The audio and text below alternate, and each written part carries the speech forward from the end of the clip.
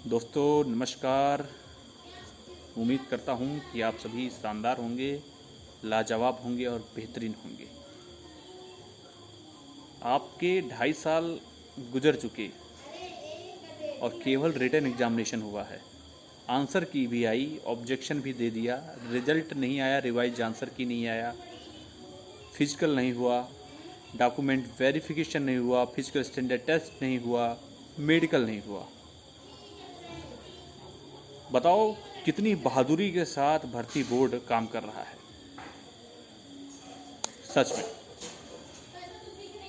देश में आईएएस की परीक्षाएं हुई, नीट की परीक्षाएं हुई, देश में यूपीपीसीएस की परीक्षाएं रेगुलर हुई, सिर्फ आपकी भर्ती कंप्लीट नहीं हुई। और सबसे बेशर्मी की बात देखो कि यूपी पुलिस की जो कांस्टेबल की वैकेंसी थी 2018 में आई थी, 5 या 6 साल के बाद। और इसमें तो जनरल वाले तो वैसे ही वो ओवरेज हो गए थे, बाद में धरना प्रदर्शन किया तो 3 साल बढ़ गई। आपको याद दिलाना चाहता हूँ, बीटेक वाले और डिप्लोमा वाले भाई, आज से 4 साल पहले अग्निपथ योजना, अग्निवीर योजना लागू की गई थी।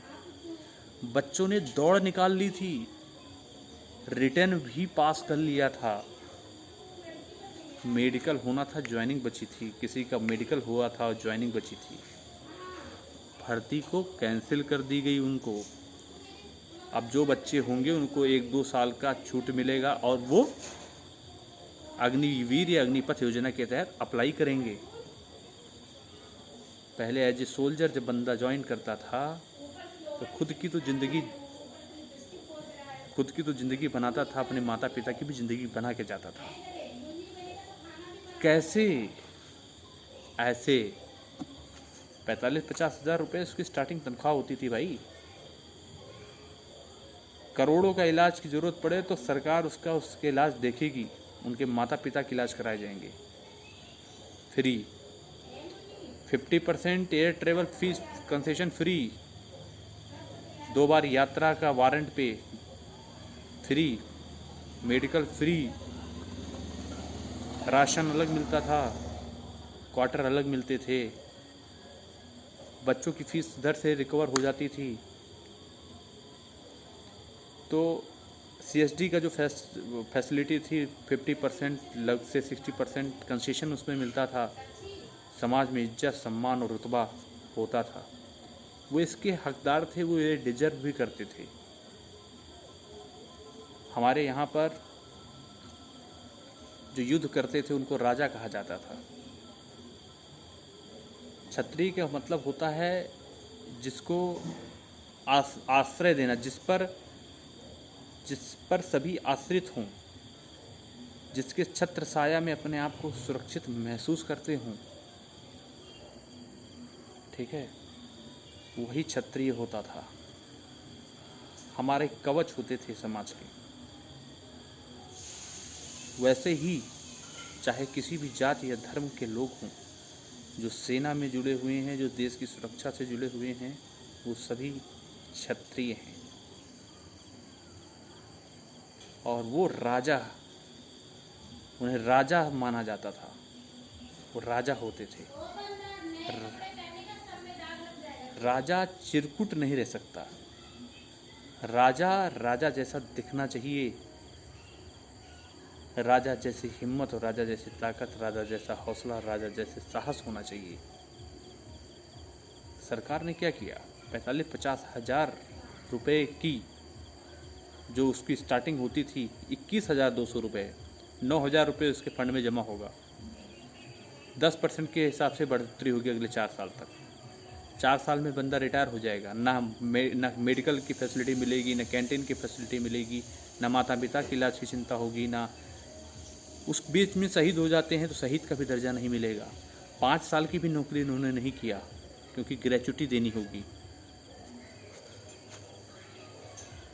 इसका मकसद यही था कि जो पैसा सेना में पेंशन और सैलरी पे खर्चा होता था, वह पैसा सेना के आधुनिकीकरण में खर्चा होगा। तो इस चीज़ का जो फ़ायदा, इस चीज़ का फ़ायदा लंबे समय में हो सकता है कि सरकार को मिले, लेकिन वह आप जानते हो कि भारत में गरीबी बहुत बड़ी समस्या है, और किसी भी परिवार में गरीबी से बड़ी कोई समस्या है ही नहीं। सभी समस्याओं की जड़ गरीबी ही है। निर्धनता और दरिद्रता ही सबसे बड़ी समस्या है। इस देश में लोग अपनी गरीबी को ख़त्म करने के लिए अपनी जान को भी गंवाने के लिए तैयार हैं। क्या फ्री में कोई बोले कि आप जाओ, कूद जाओ, ना हम आपके बच्चों की चिंता करेंगे, ना हम आपके माता पिता की चिंता करेंगे, ना आपकी चिंता करेंगे? क्या नेताओं के बच्चे जाते हैं फौज में? किसके बच्चे जाते हैं? कौन से नेता हैं जिनके बच्चे जाते हैं? क्या राजनाथ सिंह के बच्चे जाएंगे? क्या अमित शाह के बच्चे जाएंगे? क्या प्रियंका गांधी के बच्चे जाएंगे? क्या अखिलेश यादव के बच्चे जाएंगे? क्या ओम प्रकाश राजभर के बच्चे जाएंगे अग्निवीर में, अग्निपथ में? क्या नवीन पटनायक के बच्चे जाएंगे कि अभिषेक बनर्जी जाएंगे? कि स्टालिन के बच्चे जाएंगे? कि शिवसेना के बच्चे, उद्धव ठाकरे के बच्चे जाएंगे अग्निपथ अग्निवीर की योजना में? कि केजरीवाल के बच्चे जाएंगे? गरीब घर का बच्चा जाएगा। और 18 साल आपने पाला और आग में झोंक दिया, रहम नहीं किया उन्होंने। हमने देखा है कि जो सेना के लोग होते हैं, मैंने जाना है, समझा है, मैंने महसूस किया है, दिल के अच्छे होते हैं, सबसे अच्छे इंसान होते हैं। उससे अच्छा इंसान कौन हो सकता है जो अपने परिवार के लिए -33 डिग्री सेल्सियस लद्दाख में -33 डिग्री सेल्सियस दिन और रात खड़े होकर के एक तरफ तो देश की सुरक्षा कर रहा है, दूसरी तरफ अपने परिवार को जिंदा रखने के लिए वो लड़ाई लड़ रहा है। UP police head operator, assistant operator, workshop assistant, BTech और डिप्लोमा वाले, आपने क्या समझ के रखा है कि इतना नौटंकी, इतना तमाशा अगर होगा तो क्या सरकार कोई एक्शन नहीं लेगी? आप जाइए, नोटिफिकेशन पढ़िए कि सरकार कभी भी भर्ती को निरस्त कर सकती है, और ज़्यादा डिले हुआ तो भर्ती रद्द भी हो जाएगी। और रही बात, चलो अभी डिप्लोमा के पक्ष में आया, बीटेक वालों को बाहर कर दिया। जब आपको बाहर करना चाहिए था तो 3 महीने के अंदर, जब इस पर बहस चल रही थी, तो एक नोटिफिकेशन भर्ती बोर्ड को निकालना चाहिए था, नोटिस निकालना चाहिए था। आपने अलाउ किया, जीमेल पे अलाउ किया, IGRS पे अलाउ किया, और रिकॉर्डिंग है बच्चों के पास कि आपने अलाउ किया। 2.5 साल बच्चों को झिलाया और फिर लास्ट में मना कर दिया। 108 नंबर लाने वाला सिलेक्शन लेगा और 120 क्वेश्चन सही करने वाला घर बैठेगा। हम भी देखना चाहते हैं, हमारी भी निगाहें इस भर्ती बोर्ड पर है कि या ऐसा अन्याय ये लोग कर सकते हैं। आप एक नोटिस निकाल देते 3 महीने के अंदर कि बीटेक वाले अलाउ नहीं हैं। आपने एग्जामिनेशन भी लिया और आंसर की भी निकाला, ऑब्जेक्शन भी बच्चों ने किया, और लास्ट तक आपने बीटेक के पक्ष में किया और लास्ट में पलट गए। परचून की दुकान है क्या दोस्त? बीटेक वाले आप समझ लो, आपके हाथ में अभी भी सब कुछ है, लेकिन सिर्फ एप्लीकेशन लगाने से आपको कुछ नहीं मिलने वाला। ना तो आप एप्लीकेशन लगा दो, ना आपकी थाने में सुनवाई होगी, ना तहसील में सुनवाई होगी, ना आपके DM ऑफिस में सुनवाई होगी। एप्लीकेशन लगाने से नहीं, सड़कों पे आना होगा, धरना प्रदर्शन करना होगा, अपनी बात को मुख्यमंत्री तक पहुंचाना होगा, अपनी बात को एक लेवल तक उठाना होगा, हाई कोर्ट जाना होगा, सुप्रीम कोर्ट जाना होगा, अंतिम समय तक लड़ना होगा। नहीं तो आप काबिल होते हुए भी 125 क्वेश्चन सही तो कर लिए, 130 क्वेश्चन सही तो कर लिए, लेकिन 105 वाला सिलेक्शन लेकर के वर्दी पहन के बैठेगा। प्रॉब्लम इनको वर्कशॉप असिस्टेंट में नहीं है। क्यों?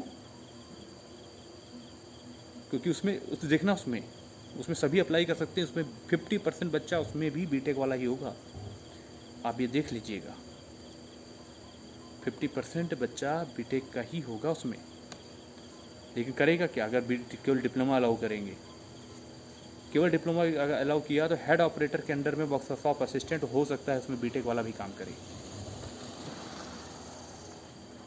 कौन सी ऐसी वैकेंसी है जो डिप्लोमा 12वीं लेवल की क्वालिफिकेशन है? कौन सी ऐसी वैकेंसी है जो एसआई लेवल का पे ग्रेड है? जो पे ग्रेड जो है 35,400 समथिंग करके जो भी है पे ग्रेड, ये एसआई लेवल का पे ग्रेड है और एसआई लेवल में ग्रेजुएशन मांगता है।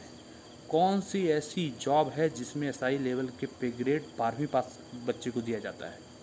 पहली बार तो इस नियमावली में ही गड़बड़ी है कि यही बच्चे जाकर के आगे चल के इंस्पेक्टर बनेंगे। इंस्पेक्टर बनने के लिए ग्रेजुएशन मांगते हैं, लेकिन आपने डिप्लोमा 12th बेसिस पे अलाउ किया है।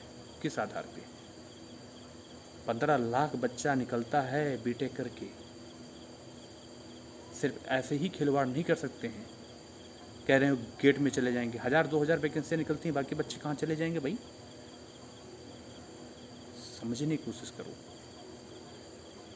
दूसरी चीज़, मैं पारदर्शिता की बात करता हूँ। जो भी बीटेक के ग्रुप बने हैं, चाहे डिप्लोमा के ग्रुप में बने हैं, जो भी इनको लीड कर रहे हैं, जो भी बच्चों के माइंड में अगर कोई डाउट आता है तो स्वतः ही अपने सोच लेना चाहिए कि पूरे पारदर्शिता से काम करना है। कितना पैसा इकट्ठा हुआ एक अकाउंट में, उसका स्टेटमेंट ग्रुप में डालना चाहिए हर एक हफ्ते के अंदर। हर एक हफ्ते में कम से कम 1 बार, 2 बार हो तो और भी अच्छा है। और ज़्यादा से ज़्यादा ऑनलाइन पेमेंट लिया जाए। वकील कौन सा वकील खड़ा हुआ है और किस वकील को पैसा दिया गया ऑनलाइन पेमेंट, उसका भी स्क्रीनशॉट ग्रुप में डाला जाए। डिप्लोमा बीटेक ग्रुप दोनों के लिए बता रहा हूँ। बस से ट्रेवल कर रहे हैं, एयर ट्रेवल कर रहे हैं, होटल में जा रहे हैं, उसकी रिसिप्ट भी उस ग्रुप में डाला जाए। 100% आप ऑनलाइन नहीं कर सकते हो तो कम से कम 90% उसका प्रूफ आप किया जा सकता है, आप डाल सकते हैं। नहीं किया जा सकता तो भी ऑनलाइन पेमेंट ही लीजिए, और नहीं है तो उसका रिसिप्ट डालिए। और कितना बैलेंस बचा है हर हफ्ते उसका स्टेटमेंट दीजिए। उसमें टाइमिंग लिखा होगा, उसमें पेमेंट करने वाले का नाम लिखा होगा, कि ताकि वो सारे ग्रुप के बंदे उसको देख सकें, विश्वास हो, विश्वासघात न हो। और हमने ऐसा किया है। जो भी हमारे कॉलेज के बंदे जानते होंगे, हमारी ईमानदारी को उन्होंने परखा होगा। कोई सवाल नहीं उठा सकता है हमारी ईमानदारी पर। तो जो प्रश्न मन में उठ रहा है उस प्रश्न का जवाब स्वतः ही दे दो, कोई डाउट रहे ना। खास करके बीटेक वालों से बता रहा हूँ मैं। और कोई ज़रूरी नहीं कि आप हवाई जहाज़ से जाएं, आप बस से ट्रेवल करके जाइए। कम से कम पैसा बच्चों से लीजिए। कोई ज़रूरी नहीं है कि एक बार में 2000 मांगिए बच्चों से, ये बिल्कुल गलत है। आपको कितना फ़ीस देना है, मान लीजिए इतना फ़ीस देना है, 20,000 15,000 देना है, तो जितने बच्चे हैं उसी हिसाब में डिवाइड कर लीजिए। 100 रुपये, 200 रुपये, 100 रुपये, 200 रुपये, हद से हद 500, बस वो कर लीजिए। वो खर्चा के हिसाब उसको उस मान लीजिए 20,000 का खर्चा है, 20,000 का कलेक्शन हुआ, मुश्किल से 100 रुपये पड़ेगा, 50 रुपये, 100 रुपये, ठीक है, उसको ले लिया। कहाँ खर्चा किया उसका भी ग्रुप में डालिए, ये पारदर्शिता के साथ। और मैं एक बहुत बता रहा हूँ भाई, जो डिप्लोमा से आनंद कुमार जी, जिस हिसाब से उस बंदे ने स्ट्रगल किया और जिस हिसाब से उसने फ़ाइट किया भाई, कहते हैं, मानते हैं कि जो डिप्लोमा करते हैं बंदे वो ग्रामीण पृष्ठभूमि से होते हैं, और ग्रामीण पृष्ठभूमि से लोग, आने वाले लोग, उनको थोड़ी भी शिक्षा मिलती है तो वो संघर्ष करना जानते हैं, वो संघर्ष करके आगे बढ़ना जानते हैं। इस बच्चे ने, आनंद कुमार जी ने बहुत मेहनत किया। इस गर्मी में, इस भयंकर गर्मी में कई बार ट्रेवल किया, रजिस्ट्री भर्ती बोर्ड को भेजा, लोगों को इकट्ठा किया, लगातार वीडियो डाला। इतना ही संघर्ष कोई बीटेक वाला कर दे ना तो आपके पक्ष में आ जाए। जो भी भाई डिप्लोमा और बीटेक के बंदे इस भर्ती से सेलेक्ट होकर जाएंगे तो आप इस व्यवस्था को ज़रूर सेलेक्ट ख़त्म करना कि 2.5 साल नहीं लगाइएगा कोई भर्ती में अगर मौका मिलेगा। और जनता से कभी भी पैसे मत लीजिएगा। अगर जनता ये सोचेगी कि हमारा काम 3 दिन में होगा, तो आप ऐसा चमत्कार करना कि उस काम को 1 घंटे में करके दिखाना कि एक बदलाव नज़र आए, एक चेंज नज़र आए। अंग्रेज मत बन जाना। लोग सरकारी नौकरी ही अंग्रेज बनने के लिए कर रहे हैं कि लोगों का अत्याचार करें, लोगों को दबाएं।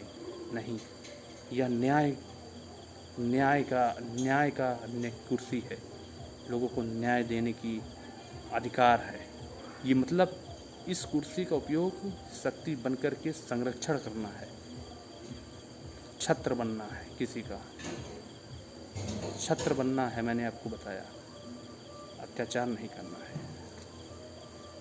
जय श्री राम।